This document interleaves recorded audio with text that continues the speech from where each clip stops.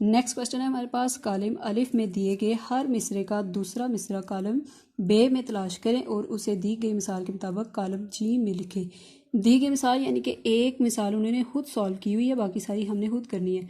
तो ये मिसरे आपने नज़्म पढ़ी है, पीछे नज़्म में से आप हेल्प ले सकते हैं, और अगर आपने पढ़ी है आपको वैसे भी आनी चाहिए, पता होना चाहिए कि मतलब ये है तो इसके सामने नेक्स्ट दूसरा मिसरा इसका क्या होगा। ठीक है, तो आपने सामने वाली इधर जो जगह खाली है आपने इधर लेड पेंसिल से नोट करने हैं। यानी कि पहला जैसे कि उन्होंने दिया हुआ है, ये मैदान और सहरा बनाए हैं किसने, तो इसका है ये बल खाते दरिया बहाए हैं किसने, ये चीज़ उन्होंने इसके सामने लिखी हुई। आपने भी सारे हर दूसरा मिसरा इसके सामने लिखना है आपने।